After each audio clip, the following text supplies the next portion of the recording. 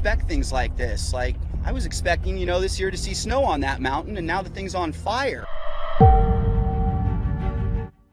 Everything's gone, you know, nowhere to look, but there's nothing here. We look, it melted everything. California Governor Jerry Brown surveyed some of the damage today in Ventura and warned that the wildfire season is getting longer with the effects of climate change. This is the new normal, and this could be something that happens every year or every few years. I mean, it happens to some degree. It's just more intense, more widespread, and we're about ready to have firefighting at Christmas.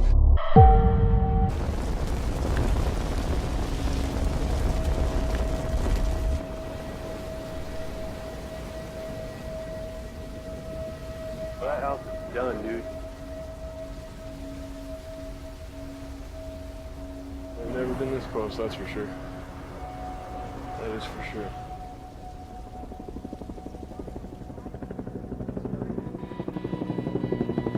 This thing burned 30,000 acres, so it's obviously got a good head of steam on it. We have designated safety zones. If something does happen, wind shift. The fire's burning over against the house over here. Yeah, they're moving engines into it right now. Okay. Yeah. Just, I don't know how it started that low, but it's there. It's going to run, sir.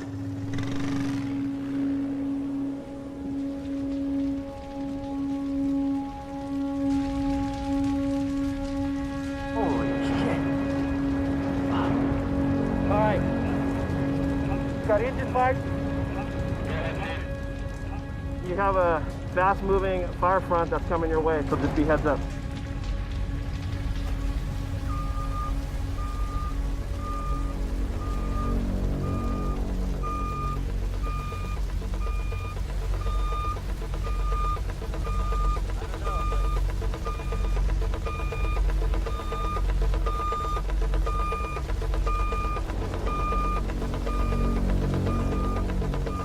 The wind just shifted, so crews are doing fire front following right now, trying to protect as many structures as possible.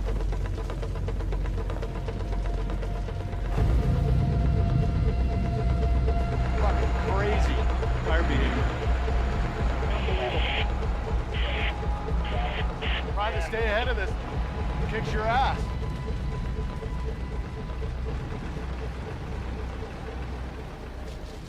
I've never seen anything like this.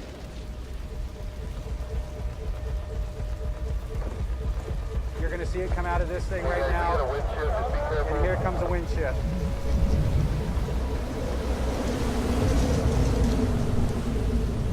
With a lot of heat, here it comes. Thousands of degrees.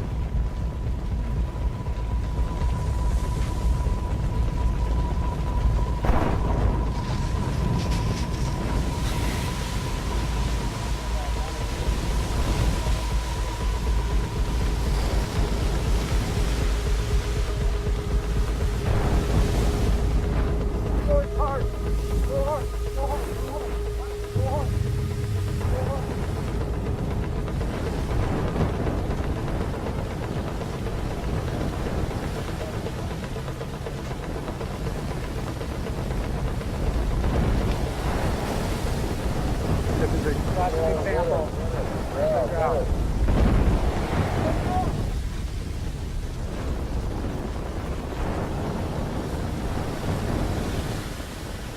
Right now, we're just gonna go ahead and just let this thing burn itself out right in here and try and keep it in check to right here so everybody else in this area can stay safe. Keep backing up. Keep backing up.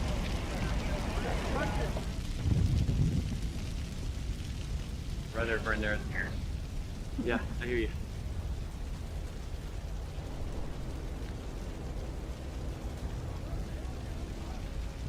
If you ever need me to move, just put me out of the way. You're doing good. You're doing really good.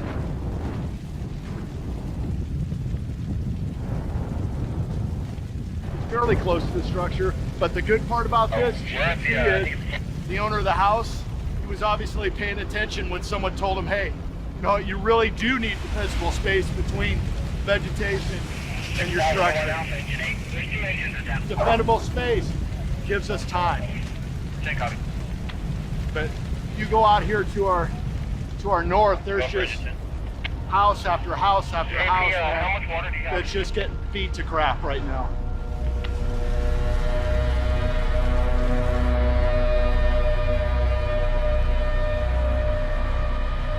Oh, puppy. Watch out, this dog might bite you. Come on, baby. Come here, baby. Come here, baby. Sanders lives in Shadow Hills, where the fire has already destroyed her house. The house was just wonderful. I don't know what's going to happen. I have to sit down. And Judy Hoffman Sanders actually lived right on this property. To give you a little perspective on what's happened here, this is what the house looked like before the Creek fire, and you see exactly what it looks like right now. About 50 miles northwest of Los Angeles, the Thomas Fire in Ventura County forced new evacuations overnight. It is the largest of the 4 fires, and it's only 5% contained at this point. And David Begnaud is on the fire lines in Ojai, California. David, good morning to you.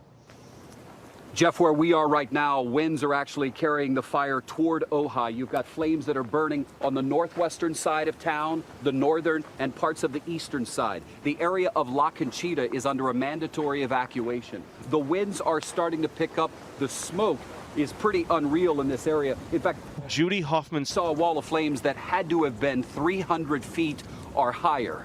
You know, the LA Fire Index, LA Fire Burn Index is the highest it's ever been projected. An extreme reading is 162. You know what it is today? 296. We watched as this home burned down last night, and you can actually see what it looked like as firefighters battled to beat back the flames. It's just one of about a dozen homes that burned in this fast-moving fire that still has not let up. As the fire spread from home to home, firefighters worked endlessly to stop it in its tracks. Fierce winds above 35 miles per hour carried embers through the air, putting more than 1,000 structures in danger. At first, this crew had no access to a hydrant, leaving them with only 500 gallons of water to try and contain the flames. When firefighters came across this home, it was already burning. You can see they're putting a lot of water on it right now. Several homes in this community were incinerated, while others just down the street were untouched. The Lilac Fire is just the latest in a string of fires tearing through Southern California since Monday. Officials are concerned shifting winds expected today could cause the largest of those, the Thomas Fire in Ventura County, to scorch other communities. At least 439 structures have burned so far in this fire. Back at this horse training center in San Diego County, people were forced to set hundreds of thoroughbreds free from their burning barns. They say about 25 horses died while trying to escape.